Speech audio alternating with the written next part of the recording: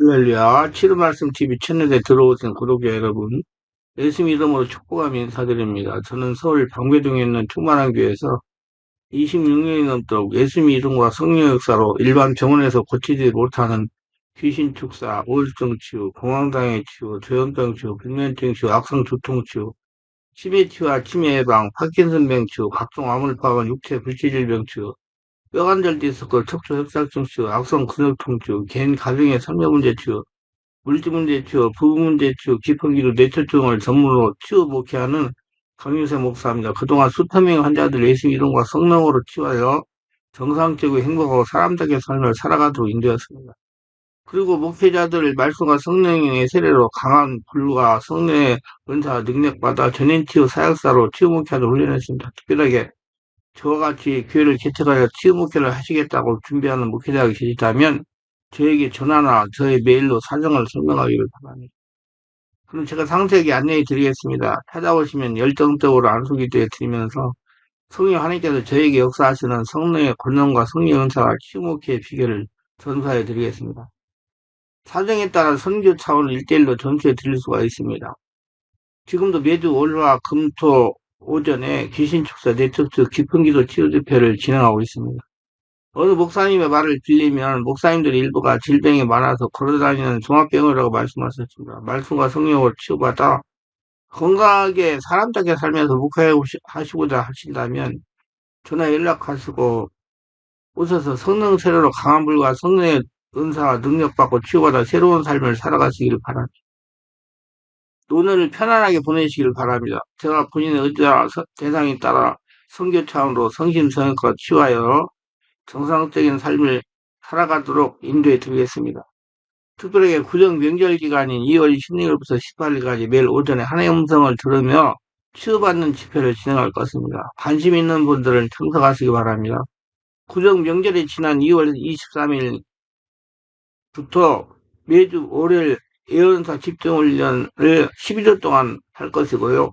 화요일은 귀신주와 신원사사역 집중훈련을 12주 동안 할 예정입니다. 관심이 있는 분들은 미리 등록하시고 참석하시기를 바랍니다. 특별히 상태가 중한 분들과 성령의 강력한 권능과 은사를 빨리 받고 싶은 분들에 대해서는 매주 토요일 주일 13시 30분부터 예약하여 개별 특별 집중치유 시간을 갖고 있습니다. 한 번에 2명밖에 할 수 없으므로 필히 일주일 전에 예약을 해야 됩니다.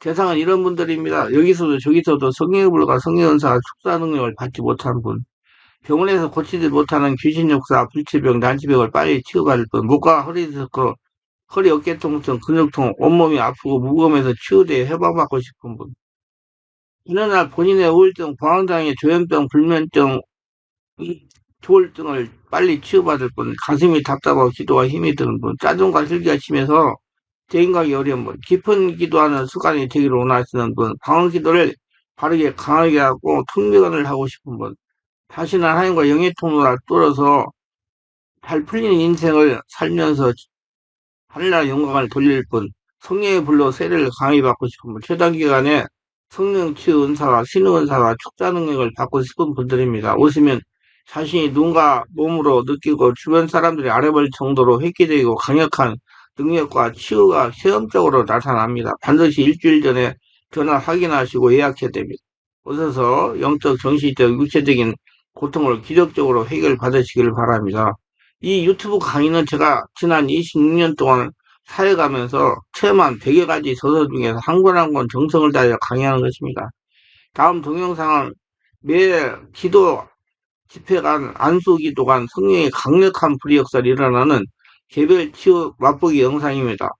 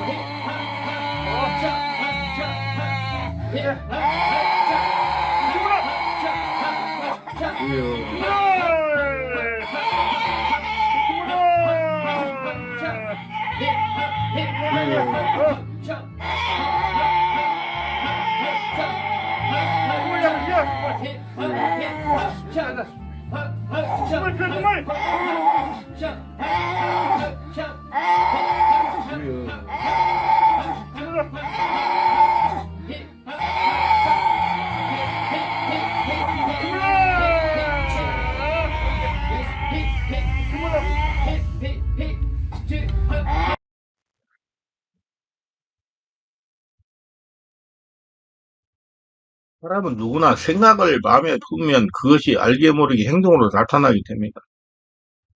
예를 들자면 즐거운 일이 있으면 감추려고 해도 감춰지지 않습니다. 자신도 모르게 입가에 웃음이 맴돌고 발걸음이 가벼워져서 사람들이 먼저 알아봅니다. 반대로 어려운 일을 만나면 얼굴빛이 침울해지고 고개가 내려갑니다. 발걸음이 천근만근이 되어 이어서 감출 수는 없이 눈에 띄게 미련입니다. 이처럼 우리는 마음 상태를 감추려고 할지라도 밖에 드러나게 됩니다. 정말로 감추려면 온종일 자기에게만 신경을 쓰고 태어난 척 연기를 해야만 합니다. 그러면 무척 힘이 듭니다. 마음의 상태가 이처럼 밖으로 표출되는 것은 자연스러운 물리적 현상인 것처럼 영의 상태가 겉으로 나타나는 것입니다. 그 자신의 속의 영의 상태가 밖으로 나타나는 거예요. 얼굴 보면 다 나타난다고요. 자신의 내면은 어떤 영이 어떻게 변화를 경험하게 되면 그 정상이 나타나게 됩니다. 영은 그 반응을 마음에 전달해야 마음은 영의 거울입니다. 그리고 영의 반응은 마음을 통해서 우리에게 전달되기 때문에 마음의 반응을 살펴보면 영의 작용을 이해할 수 있게 됩니다. 그러니까 여기서 주의해야 될 것이 있는데, 감정적인 사람은 육신의 생각을 마음으로 표현하는 능력이 강한 사람입니다. 이성적인 사람은 자신의 생각을 머리로 표현합니다. 즉 합리적이고 이성적인 사람은 생각을 말로 설명하며 행동으로 나타내는데 더 익숙해지만은, 감성적인 사람은 말로 할 줄 모르기 때문에 마음으로 그 생각을 풀어내며 마음이 행동을 지배하면 표현하게 됩니다. 그래서 제가 감성 있는 분들은 내면 말씀을 잘 깨닫고 분별해가지고 내면에 있는 이면에 깔리는 말씀까지 깨달아서 분별력을 길러라고 제가 그 신의 세계를 보고 하나디아 신답게 산다는 책에서 제가 써서 냈어요. 한번 읽어보세요.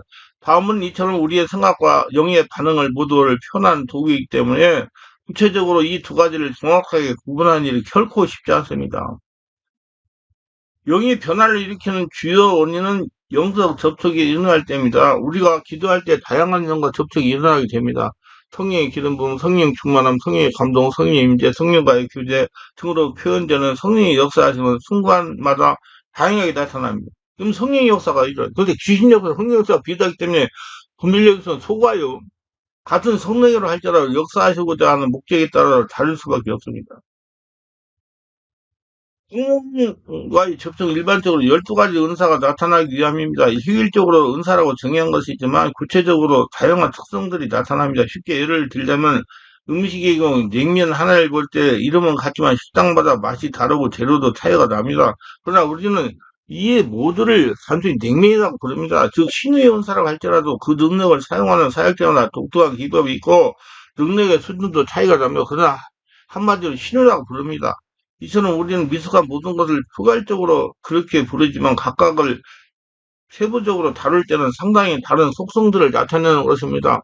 그러면 성령이 우리들에게 임하는 과정이 다를 수가 있고 따라서 우리가 영으로 느끼는 것 역시 다르기 때문에 다양한 표현들을 하게 됩니다. 그래서 여러분 정말 말씀과 성령으로 충만해야 되고 성령을 체험해야 되고 임상적인 경험이 많아야 바른 분별력을 가질 수 있어요. 성령이 우리들에게 임하는 수준이 다르며 목적이 다르기 때문에 영의 그것을 느껴 우리 몸과 마음에 전달하는 결과가 다르게 나타날 수가 있습니다. 영의 중에 성령뿐만 아니라 천사와 사단이 있습니다. 천사 역시 다양한 계급이 있기 때문에 일과의 접촉에서 역시 여러 가지의 반응이 나타나게 되는 겁니다. 사람마다 성격이 다르고 행동이 다릅니다. 하나님이 사람을 창조했지만 결코 같은 사람이 없습니다. 수많은 사람이 지각이 다 각각입니다. 얼굴이 다 달라요. 이렇듯이 천사 역시 각각의 특성을 가지고 있습니다. 기계로 만들어내는 작품도 각각 다릅니다. 자동차 예를 들어봐도 같은 거푸집에서 만들어낸 자동차지만 자동차마다 특징이 다릅니다. 그래서 어떤 자동차는 허약하게 태어나 출고하자마자 고장이 났습니다. 고쳐도 끝이 없습니다. 그러나 어떤 차는 폐차기까지 고장이 없습니다. 영적 존재와 접촉이 일어나면 우리 영은 즉각적으로 반응을 하게 됩니다. 사단과 영과 접촉하게 되면 소름이 끼친다든가 두려운 생각이 든다든가 마음이 쪼여든다든가 우울해진다든가 불쾌해지고 불안스러운 생각이 듭니다. 그 자를 떠나고 싶고 초조해지고 긴장이 생겨 식은땀이 흐릅니다. 추운 날도 아닌데 오한이 일고 몸이 떨립니다. 까닭없이 불안한 마음이 들고 가슴이 답답합니다. 그리고 주변을 두리번거리게 됩니다. 자신도 모르게 방언이 튀어나오며 기도해야 한다는 생각이 강렬하게 들어옵니다. 이게 이제 더러운 나쁜 영이 들어온 것을 내 성령이 나한테 알려준 거예요. 기도하고 내 심령 관리하라고. 이와 반대로 성령이 임하거나 천사의 접촉이 일어나면 알 수 없는 평안이 들어오며 가벼운 흥분이 일어나 무언가 잘 될 것 같은 셀렘이 생깁니다. 알 수 없는 일은 말이 힘들어 가고 긍정적인 생각이 일어납니다. 꼭 될 것만 같습니다. 이런 경우 어떤 기대하는 일이 있거나 착수하고자 하는 일이 있을 경우 그 일이 성취될 것 같은 희망이 일어나며 그러나 일이 성취되지 않는 결과는 별개의 문제입니다. 섣부르게 이런 현상을 긍정적인 식으로 받아들여 서둘러 일을 결정하면 때로는 낭패를 볼 수도 있습니다. 경계해야 됩니다. 굉장히 많이 기도해가지고 특정을 잡아야 돼요. 보증 역사를 보시고 영성의 접촉에 의한 신호는 그 자체가 어떤 응답의 신호가 아닐 수 있기 때문이다. 성령의 접촉이 일어나면 몸이 가벼워지고 자신도 모르게 가벼운 흥분이 일어나며 손이 올라가고 손뼉을 치기도 하며 손을 공중에 휘젓기도 합니다. 소리를 지르고 싶은 충동이 느끼며 아무도 없는 경우 크게 소리를 지르게 됩니다. 할렐루야 이렇게 말입니다. 주여 하고요. 실제적으로 아무런 것도 없지만 무언가를 얻은 것 같이 뿌듯함이 생깁니다. 마음이 흡족해서 신이 납니다. 알 수 없는 어떤 힘에 의해서 자신이 고무되고 흥분하는 일이 일어나는 겁니다. 이런 경험은 성령과 천사형을 자신이 접촉하게 된 것입니다. 영상처럼 어떤 의미가 있으면 다가오는 영의 의도가 있습니다. 그러므로 이런 경우 기도하는 가운데 생활하는 가운데든 계속적으로 접촉을 유지할 수 있게 해야 되는 것입니다. 계속 내 심령을 온전히 하늘나라 성전이 되게 돼야 돼요. 그럼 그의 나라 그를 보라 하늘나라가 되게 해야 된다 그 말이에요. 우리가 의식적으로 느끼거나 깨달을 수는 없더라도 이미 어떤 영적 능력을 부여받았다든가 하나님의 뜻을 전달받은 것입니다. 그러나 분별력이 부족해서 구체적인 의미를 제대로 깨닫지 못하는 겁니다. 하나님의 말씀은 능력이 있어서 그 자체를 품은 것만으로 상황이 변화되고 삶이 다르게 변화됩니다. 변화를 주도하시는 이가 주님이시므로 영의 접촉은 그런 역사를 만들어내는 것입니다. 삶의 변화라고 해서 극적인 효과가 나타나는 것만을 기대해서는 안 됩니다. 삶의 역사는 눈에 띄지 않게 서서히 그리고 꾸준히 일어나는 것이 일반적이기 때문입니다. 그래서 자꾸 시간이 걸려요. 그래서 우리 온몸 집중 기도를 월화 금토에 2시간 이상씩 계속 하잖아요. 온전히 할례가 돼야 되니까. 물론 극적인 변화도 일어나고 기사 이적은 우리가 기대하지 않은 상태에서 일어나는 것입니다. 우리는 영적 접촉이 일어날 때 나타난 마음의 변화와 몸의 변화를 기억해야 됩니다. 이런 일들은 일종의 신호로 초기에 많이 나타납니다. 이런 영적 신호가 자주 나타날 때 그 신호의 의미를 삶 속에서 파악할 수 있고 분별할 수 있어야 되며 이후에 간헐적으로 나타날 때 우리는 즉시 알아차리고 대응할 수 있게 되는 것입니다.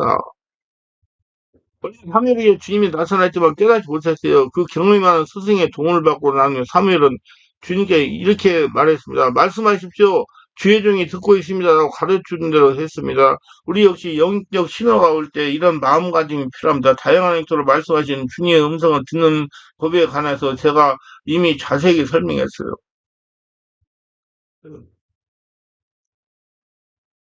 하나의 음성 듣는 법이 있어요. 책이. 예. 영의 신호로 오는 주님의 계시하심을 분별하고 해석하는 능력을 기르게 됩니다. 하나님의 음성을 듣는 법은 꼭 알아야 돼요. 바르게 가르침받고 바르게 해야 돼요. 왜냐하면 귀신도 소리를 들려주시기 때문에. 그래서 확실히 알아가지고 그 속에서 하나님의 음성을 분별해가지고 따라가야 되니까 정말 중요한 겁니다. 그래서 하나님의 음성을 듣는 것은 생사간의 문제예요.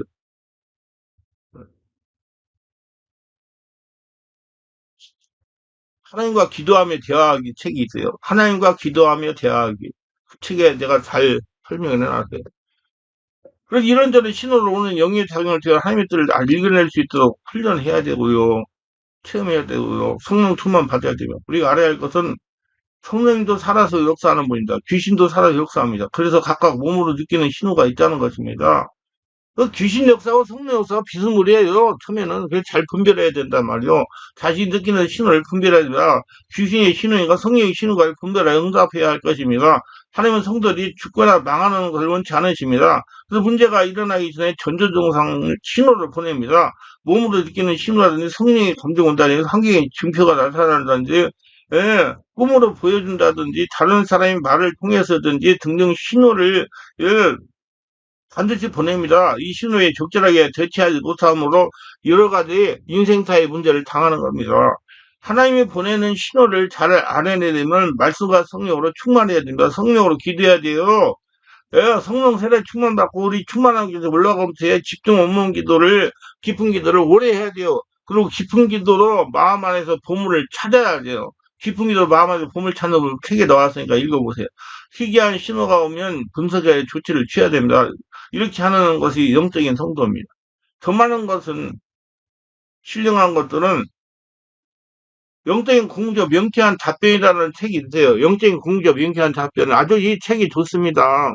그래서 신령한 권능을 개발하는 법도 있고 영적인 공조 명쾌한 답변. 내가 영적인 책을 많이 썼어요. 잘 봐가지고 그런 책을 읽으세요. 뭐 귀신 초상을 자꾸 읽지 말고 모두 승리하시기 바랍니다.